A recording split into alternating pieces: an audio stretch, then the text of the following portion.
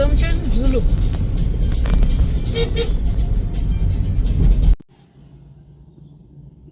চলতে চলতে একটু টি ব্রেক। এটা ধুবুলিয়া চলে এসেছি এখন। এখানে একটা দোকানে চা খুব বিখ্যাত, সত্যি চাটা খুব ভালো। নর্মালি আমি দুধ চা খাই না, কিন্তু এখানে খাই। এটা টি ব্রেক। জানি না এখন কটা বাজে, দেখি কটা বাজে ঘড়িতে।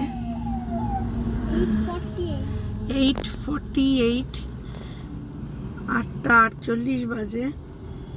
কৃষ্ণনগর ধুবুলিয়াতে চলে এসেছি। এবার সামনের দিকে এগোবো। যতটা এগোতে থাকবো তোমরাও সঙ্গে থাকো।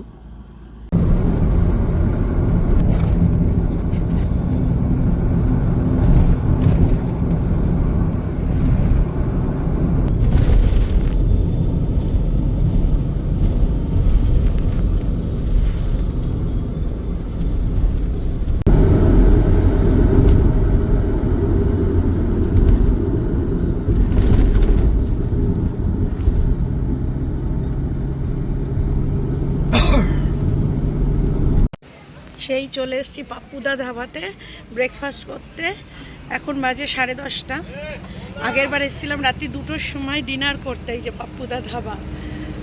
আগের বছর যখন সিকিম যাচ্ছিলাম, এবছর আমরা চলে এসেছি 10:30টার সময় পাপ্পুদা ধাবাতে ব্রেকফাস্ট করতে। আমাদের প্রত্যেকবার সিকিম একটা ট্যুর হয়, তো এবছর বেশি সময় নেই সিকিম ট্যুরের জন্য, কারণ আর কিছুদিন বাদেই ব্যাঙ্গালোর যাব ডাক্তার দেখাতে। তাই মাঝখানে 2 দিন সময়, এই 2-3টে দিন একটু সিকিম থেকে ঘুরে আসি। ঘুরে এসে তারপরে, কারণ দুবাইতে ছেলেকে নিয়ে যেতে পারিনি, এখানে ছেলেকে একটু নিয়ে যাচ্ছি। আর শিলিগুড়িতে একটু কাজও আছে, তো সব সেরে তারপরে ঘুরে আসবো।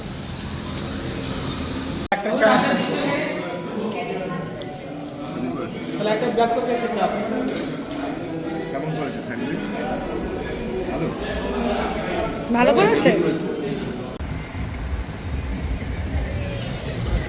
যেতে যেতে রাস্তার দুপারে শুধু সর্ষে খেয়ে তার সর্ষে খেয়ে, সেই দেখে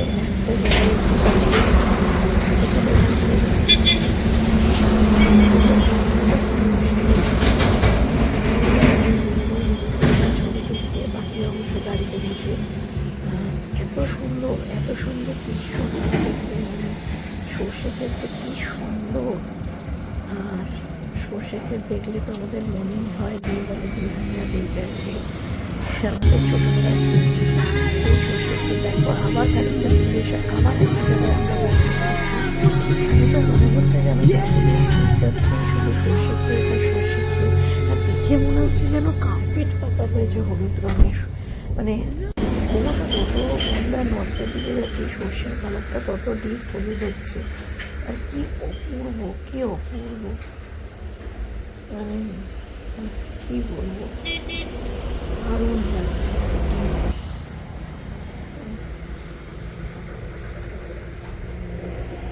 আবার সর্ষে ক্ষেত দেখে যে দারুণ লাগে ছবি তোলা, শুধু তাই না, মনে হচ্ছে ফুলগুলো তুলে যদি একটু বড়া খেতে পারতাম।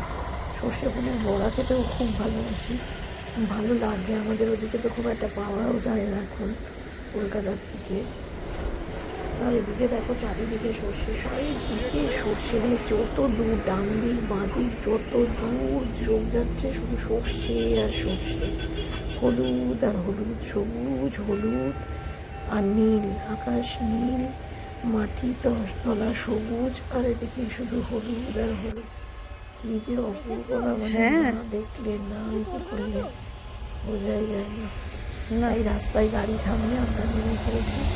নেমে এখানে খানিকক্ষণ ভিডিও করছি, ছবি তুলছি। যা হয় এগুলোই স্মৃতি।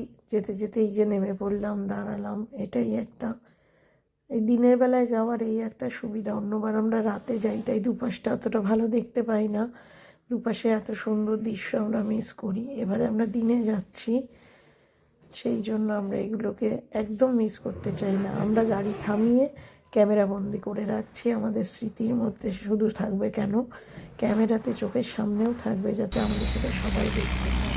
এবার আমরা এখানে 2টো বাচ্চা দোলনা চড়ছিল, আমার ছেলে তাদের সাথে বসে গেছে দোলনা চড়তে। আর আমার ছেলে সেখানকার 2জন স্টাফের বাচ্চার সাথে দোলনায় দিয়েছে। বাচ্চারা কি সহজে বন্ধু ওর দুজন বন্ধু হলো নতুন। ওদের স্থান কাল পাত্র কিচ্ছু লাগে না, দেখো কি সুন্দর বন্ধুত্ব হয়ে গেছে। চলে এসেছি শিলিগুড়িতে, এখন রাত্রি 8টা। ডিনার করে নিচ্ছি, করে নিয়ে আমরা এক রাতের জন্য থাকবো, কালকে ভোর 6টায় বেরিয়ে যাব।